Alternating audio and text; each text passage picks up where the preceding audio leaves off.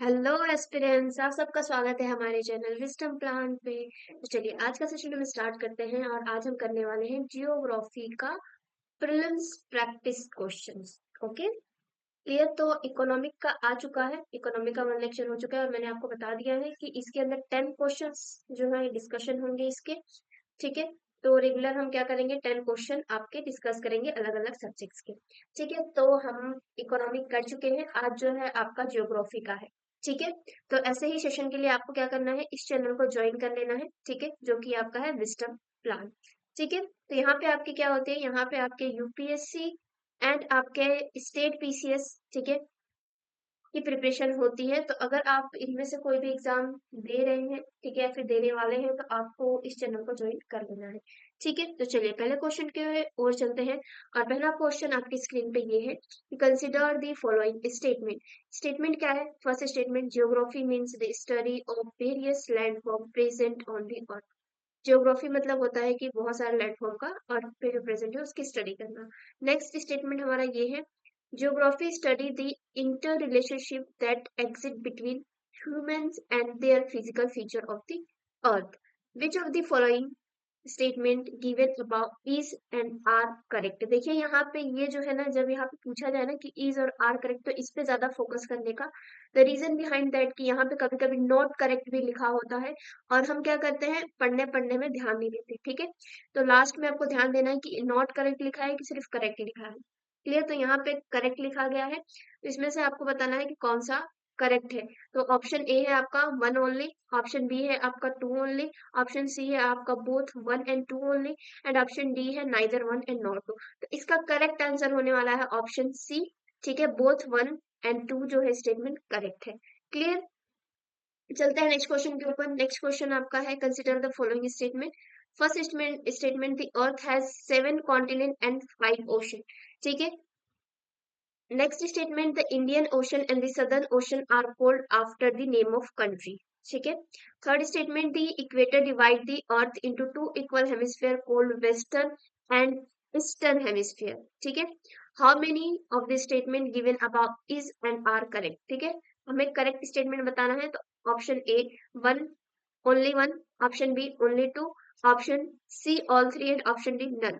ठीक है, तो करेक्ट आंसर है option A one only, and statement one जो है आपका करेक्ट है, and the second statement and third statement जो है आपका इनकरेक्ट है। ओके, चलते हैं नेक्स्ट क्वेश्चन के ऊपर। नेक्स्ट क्वेश्चन है, which of the following constitute the direct source to know about the interior of the earth. ठीक है, मतलब इन सब में से कौन सा जो सोर्स है हमारा डायरेक्ट सोर्स है। ठीक है, अगर आप इंटीरियर ऑफ द अर्थ देखेंगे तो यहाँ पे दो सोर्स होते हैं, एक डायरेक्ट होता है और एक इनडायरेक्ट होता है। ठीक है, तो यहाँ पे डायरेक्ट सोर्स की बात की गई है, तो ऑप्शन आपका मतलब ऑप्शन ए है। ठीक है, ऑप्शन तो नहीं, मतलब कि स्टेटमेंट वन है मीटियोर्स, सेकेंड है आपका अर्थक्वेक, एंड ऑप्शन मतलब स्टेटमेंट थर्ड है आपका mining and drilling, and statement fourth है आपका वॉल्केनो। इसमें से आपका इन डायरेक्ट सोर्स कौन सा है आपको ये बताना है। ठीक है, select the correct answer above from the option given below. ठीक है, option A one and two only, okay, option B two and three only, option C three only, and option D three and four only. ठीक है, यहाँ पे पूछा direct source, direct source में आपका mining and volcano. ठीक है, तो स्टेटमेंट आपका डी एकदम सही होगा। ठीक है, यहाँ पे ऑप्शन डी सही होगा। थर्ड एंड जो फोर्थ है मतलब माइनिंग ड्रिलिंग एंड वॉल्केनो जो है ये आपके डायरेक्ट सोर्स में आता है। ठीक है, और ये जो मीटियोर्स एंड आपके अर्थक्वेक है ये इनडायरेक्ट सोर्स में आते हैं।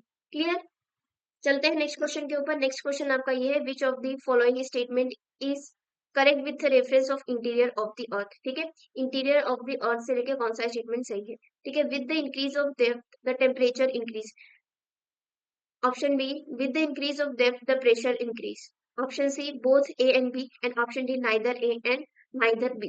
तो यहाँ पे जो है आपका करेक्ट स्टेटमेंट ऑप्शन सी होगा, बोथ ए एंड बी। ठीक है, अगर हम इंटीरियर ऑफ द अर्थ जा रहे हैं मतलब डेप्थ में जा रहे हैं, तो हमारा टेम्परेचर प्लस हमारा प्रेशर दोनों ही इंक्रीज होता है। ठीक है, क्लियर, दोनों ही क्या होते हैं, इंक्रीज होते हैं डेप्थ के साथ, तो इसीलिए ऑप्शन सी करेक्ट होगा यहाँ पे। चलते हैं नेक्स्ट क्वेश्चन के ऊपर। नेक्स्ट क्वेश्चन आपका ये, विच of the following interior of the earth from where the seismic wave get released is called seismic wave। ठीक है, आपका ये अर्थ है, यहाँ पे अगर आपका वेव जो है जनरेट हो रहा है, तो ये जहां से जनरेट हो रहा है उसको हम क्या कहते हैं, ऐसा क्वेश्चन है, ठीक है। ऑप्शन ए है हाइपोसेंटर, ऑप्शन बी है एपिसेंटर, ऑप्शन सी है सिस्मोग्राफ एंड ऑप्शन डी है none of above. The correct answer is option A hypocentre, ठीक है।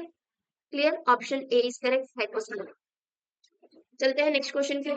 नेक्स्ट क्वेश्चन आपका ये है, which of the following scale measure the magnitude of the earthquake. कौन सी स्केल मैग्नीट्यूड मेजर करती है, यहाँ पे याद रखिएगा मैग्नीट्यूड बोला गया है। ऑप्शन ए है मार्केली स्केल, ऑप्शन बी है रिचर स्केल, ऑप्शन सी है सिस्मोग्राफ एंड ऑप्शन डी है ननोफा। इसमें मैग्नीट्यूड बोला गया है तो इसका ऑप्शन बी करेक्ट होगा। अगर यहीं पे इंटेंसिटी बोली गई होती तो इंटेंसिटी का जो है आपका मार्केली स्केल आता है, बट यहाँ पे मैग्नीट्यूड बोला गया है तो यहाँ पे ऑप्शन बी करेक्ट होगा, Richter scale. Okay, next question है आपका, ठीक है। नेक्स्ट क्वेश्चन आपका क्या है, नेक्स्ट क्वेश्चन है आपका 7th, और क्वेश्चन ये है, consider the following statement. Statement 1, the primary wave was the first to record in the seismograph and cause the most damage. Okay, statement 2, surface wave are the body wave traveling up to the surface of the earth from the focus and interacting with the surface rock. Which of the following given above is the statement given above is and are correct? Option A, one only. Option B, two only. Option C, both one and two only. Option D, neither one and not. ठीक है, तो एक बार statement फिर से पढ़ लेते हैं, ठीक है। The primary wave was first to record, ठीक है, in the seismograph and cause the most damage. तो ये स्टेटमेंट गलत है, ठीक है। यहाँ पे फर्स्ट टू रिकॉर्ड तो होती है, ये स्टेटमेंट यहाँ तक सही था, बट यहाँ पे मोस्ट डैमेज जो लिख दिया है ना, तो ये थोड़ा सा गलत होगी, ये डैमेज नहीं करती है, ठीक है।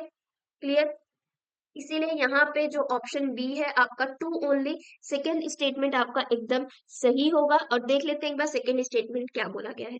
Surface wave are the body wave traveling up to the surface of the earth from the focus and interacting with the surface rock। तो यस, ये करेक्ट है, ठीक है, ये स्टेटमेंट एकदम करेक्ट है। चलते हैं नेक्स्ट क्वेश्चन के ऊपर, 8th क्वेश्चन है, और 8th क्वेश्चन क्या है, consider the following statement. Statement 1, the primary wave are the longitudinal whereas the secondary wave are transverse. Okay, यहाँ पे ये बोला गया कि प्राइमरी वेव लॉन्गिट्यूडनल है एंड सेकेंडरी वेव जो है ट्रांसवर्स वेव है, ठीक है। Second statement, the particles in the primary wave vibrate up and down and parallel in the direction of the propagation of wave. Statement 3, the velocity of secondary wave is maximum in the liquid and medium. How many statement given above are correct? ठीक है, इसमें ये पूछा गया कि कितने statement जो ऊपर दिए गए हैं वो करेक्ट है, ठीक है। ऑप्शन ए है आपका वन ओनली, ऑप्शन बी है टू ओनली, ठीक है, ऑप्शन सी है all three, okay, and option D है नन ऑफ अबव।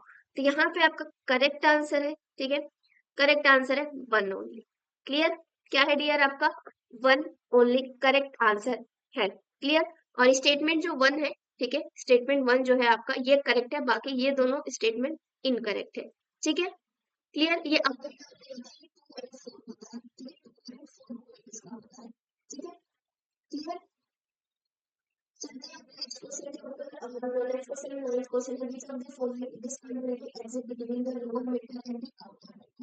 ठीक है, तो आपको ये बताना है कि आपके लोअर मेंटल और आउटर मेंटल के अंदर, ठीक है, सॉरी आउटर कोर के अंदर कौन सी डिसकंटिन्यूटी आती है। क्लियर, ऑप्शन ए है गुटनबर्ग डिसकंटिन्यूटी, ठीक है, ऑप्शन बी है कॉनरोड डिसकंटिन्यूटी, ऑप्शन सी है Lehmann discontinuity and option D है मोहरोविक डिसकंटिन्यूटी। तो इसका करेक्ट आंसर होगा आपका गुटनबर्ग डिसकंटिन्यूटी, जो आपके लोअर मेंटल और आपके कोर के बीच में आती है, आउटर कोर, ठीक है, आउटर कोर। क्लियर, तो यहाँ पे जो स्टेटमेंट वन है आपका वो करेक्ट है, ठीक है, ए ऑप्शन एकदम करेक्ट है। क्लियर, और जो आपकी कोनोरोड होती है वो आपके अपर, ठीक है, एंड लोअर क्रस्ट में आती है। लेहमन जो है आपका आउटर, ठीक है, एंड इनर कोर के अंदर आता है, ठीक है, एंड जो मोहरोविक है आपका अपर मेंटल और आपका जो लोअर मेंटल है, ठीक है, इसके बीच में आती है।